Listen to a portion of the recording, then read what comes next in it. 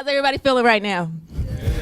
Are you guys excited to see Nipsey Hussle? All right, then I need you guys all to put your hands together for Nipsey Hussle. Hey.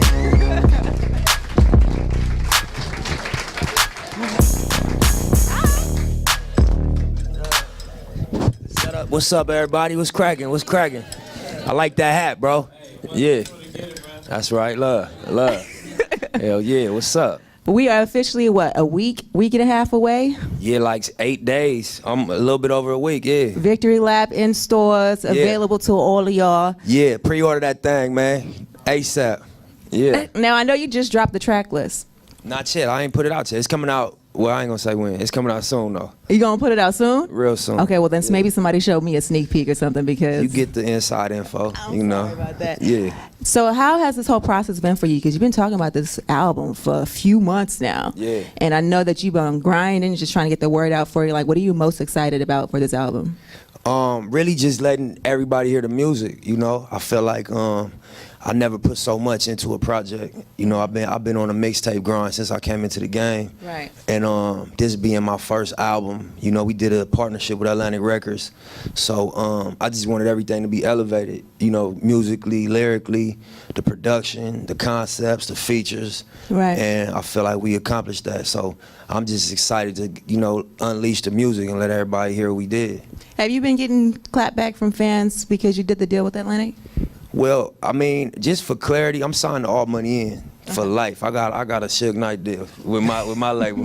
Okay. But you know, my label partnered up with Atlantic Records, so we did a strategic partnership. Okay. You know, so I ain't been getting no negative feedback about it. I think my fans wanted to see me take what I was doing to the next level. Okay. And you know, I waited as long as I waited so that we could do, you know, a partnership as opposed to a traditional artist signing to a label situation. Right. Yeah. Well, congratulations on that, because I know, knowing people from Atlantic, they do a lot of big things, so I can see a lot of bright things in your future. Thank you. Yeah, but I'm in good company up there. Exactly. Yeah. Now, because you mentioned waiting, it just brought to my mind that you were one of the first people to talk about cryptocurrency.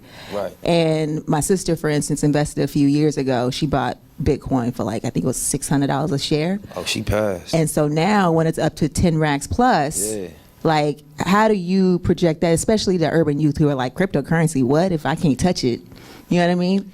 I mean, it's just something that this is the infant stage of that whole category. It's an investment category, so you know, educate yourself. Obviously, don't just follow what nobody say. But I feel like, you know, to get in Apple really early, or to get in Uber, or to get in any one of these companies that ended up becoming so major, you know, you hear them stories about how beneficial being early was. And so I just wanted to be vocal about the opportunity and just, like, you know what I mean, let everybody hear somebody that's in rap and that's in hip hop talking about it, so it'll hit their consciousness, and if anything, they just go do their research about it.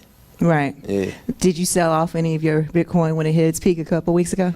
I didn't know it had hit its peak. I knew it was growing. I'm like, it's gonna go to 100,000. We gonna hit it lit. But I mean, I'm in it for the long run though, so I'm just chilling. I ain't looking to cash out no time soon. I'm gonna just pay attention to where, you know, like I said, I think it can continue to grow. Imagine when you could go to Rouse and spend Bitcoin. Right. You know what I mean? Yeah. What's that gonna do to the price of the coin?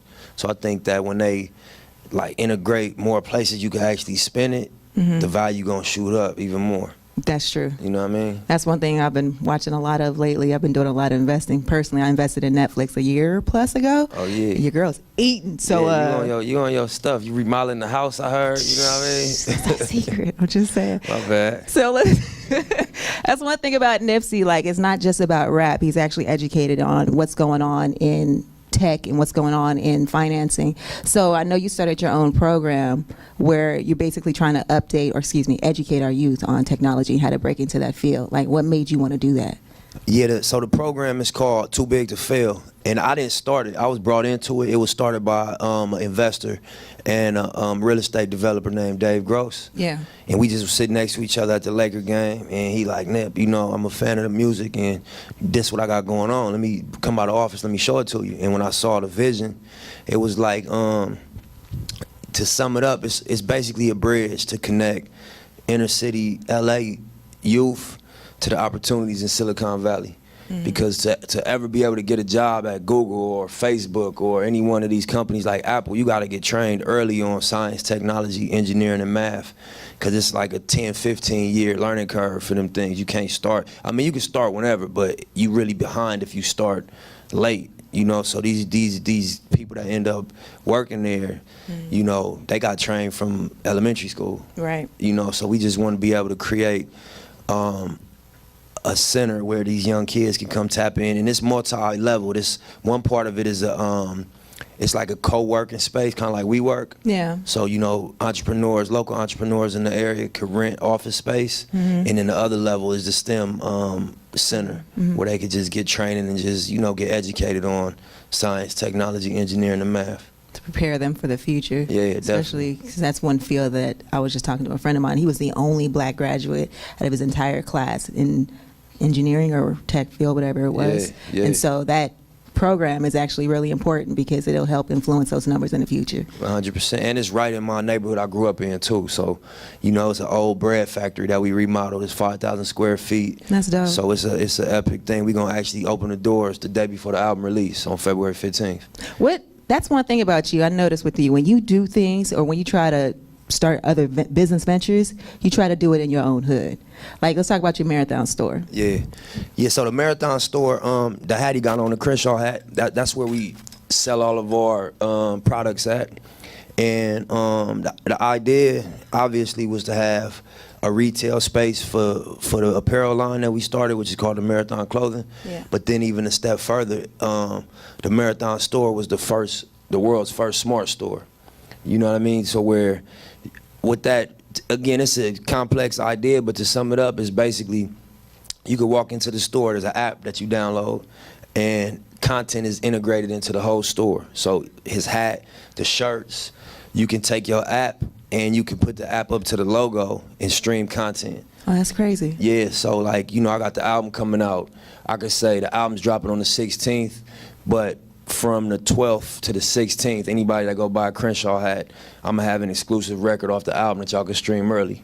Instead of giving the exclusive to iTunes or to Spotify, no disrespect, but to be able to create something, you know, within our fan base and our consumer base. Right. So yeah, it's exclusive to y'all. Yeah, exactly. So we opened that June 16th of last year.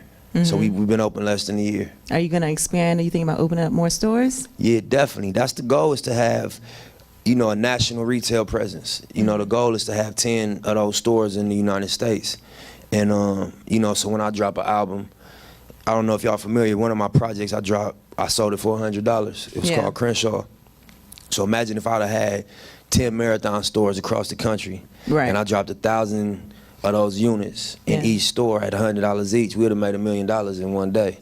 You know what I mean? We made 100,000 off one of our stores. So if we was able to do that in 9 other markets, we'd have been able to clear $1 million in one day, outside of iTunes, outside of the streaming, and just to create the opportunity to be, you know, a self-contained retail operation. That's crazy, because I remember when you did that and everybody was like, $100 for an album. Like, somebody in the audience was like, damn. They bashed me. Right. They tried to bash you, but when they saw that you were successful with it, it was like, whoa, hold on. Maybe I should take note on what he's doing over here, because he's really reaching his fans. Like, his fans are really supporting him by any means possible. Yeah. So for you, like, do you feel like you're trying to, or you're unintentionally setting a bar for your fans and your hip hop, and like how you as a music mogul should be moving? I think that's part of it. Pushing the bar? Yeah, I think definitely to push the bars is one of the goals, to be forward and to be ahead of the curve and to be innovative. Right. And then also, it's a lot of value as artists and as creators that the traditional business model, we leave a lot of that value on the table. So you got to create your own way to get that value and to monetize, you know, what you're doing, because it's more than one way to skin a cat, you know? So I think that the $100 album, or, you know, the apparel line, or the things that we've been doing is just other ways to, you know what I mean, create income and to monetize the connection that the music create. Right. Yeah. Which is super dope. But I'm personally excited for the music because we've been talking about this album for months now, bruh. Yeah, yeah. And everybody's ready for this album to drop. Am I wrong? That's what's up. That's what's up. So, do you want to start playing tracks for the fans? Yeah, I got the phone right here. I don't know how y'all want me to do it. If y'all want me to go in order, or you just want me to play a couple of my favorites, y'all tell me what y'all rather do. I want to hear your favorites. My favorites? All right, we're going to do that then. So, yeah, one of the things when I made this album, I thought about what I love about classic rap albums and just classic albums in general.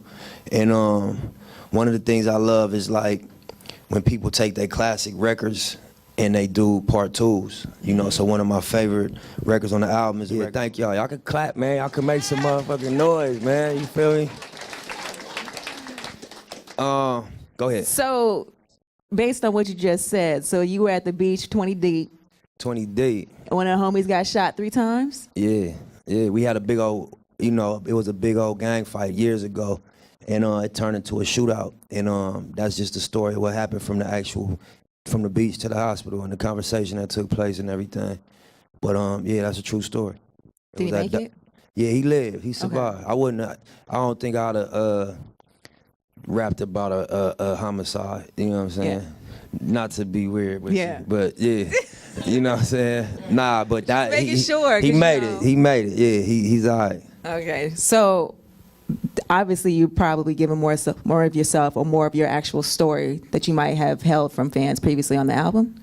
Can you say that? Yeah, definitely. I think the album is really a collection of stories. Okay. When I really listen back, it's really I think what makes me unique and what makes me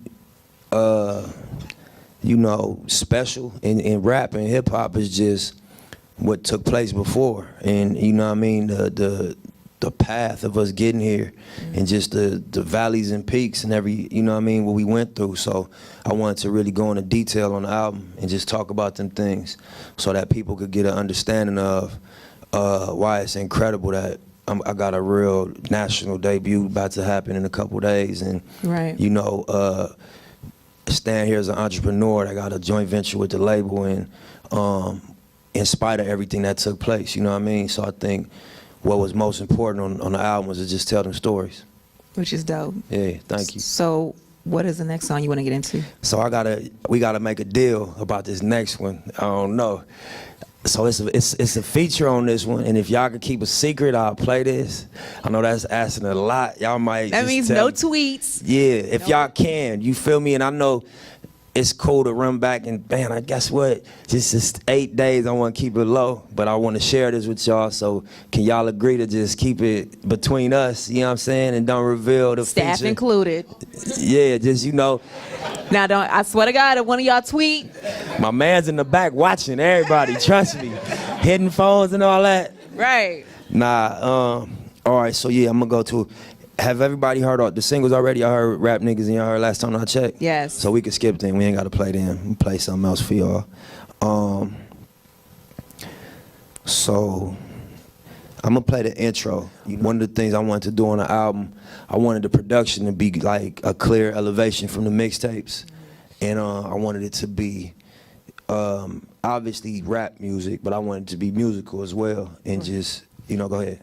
Wait, you said you wanted to be musical as well, so as far as chorus and melodies, or? Just the actual instruments is what I was talking about just right now, but that too. But on this one, I really wanted to, have a real musical backdrop to what I was saying and kind of score the lyrics. You know what I mean? So this is one of the records that when we got this one done, I told all my producers, like, this the sound of the album, just in terms of how dramatic it is and how the music accents what I'm saying. Sure. Clap it up. Thank y'all. Thank y'all. Thank y'all. I see what you're saying as far as elevating the sound and the production of it, because that sounds crazy. Like, if you starting off with that, that's setting the bar high. Nah, thank you. You feel me? So I don't want to give away the full album, because I do feel like from what we've heard so far, that is one of those albums that you literally just got to sit down, focus, and slap all the way through. I think so, like too. It's a story. I think so, too, yeah. So can we get one more? Yeah, definitely. I'll play one more for you. And yeah, I think, to your point, I made the album to be unfolded. You know what I'm saying? So like when you get it in your headphones and really catch every line and listen to what I'm saying, it's a theme through the whole project. And I'm excited to get it out, man. But I'm gonna play one more record that I'm really proud of. Let me get back to my iTunes. All right, so yeah, so this record is another feature. Again, I need y'all to work with me. You know what I'm saying? How many features on the album? 3? It's a couple. I ain't gonna say too much. It's a couple features on here. You know, it's rap lingo, but if you really listen to what I'm saying, I'm talking about a situation that really took place in my life, and I ain't gonna just be literal. I'll let y'all dig into it and listen to it. Take that. And I gotta take that. You know what I mean?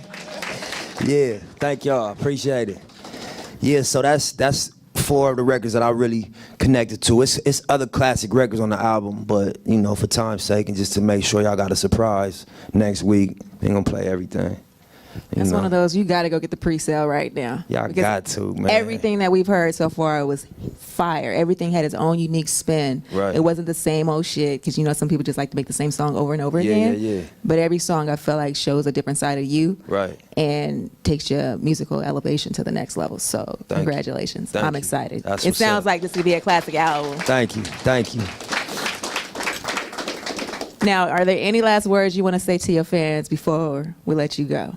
I appreciate y'all coming, really. You know, I'm excited on some music shit, really. Regardless of like the business side and everything that's gonna happen on business, I'm here as an artist, and I'm excited to put out new music and new art. It really took a while for me to get the album where it is, and I'm real confident in the music. You know, I take it y'all, I don't know how y'all won, but I figured I had to call in, and so I figured y'all fuck with me a little bit, you know. So I appreciate it, and I think that, you know, y'all will be impressed and appreciate the music when it come out. And you know what I mean? Y'all get online, and when it do come out, y'all at me and tweet me what y'all think, you know what I mean? And thank y'all. Love. What day does it drop again? It dropped February 16th, which is a week from Friday. So 8 days from today. So basically, what you slapping All-Star Weekend?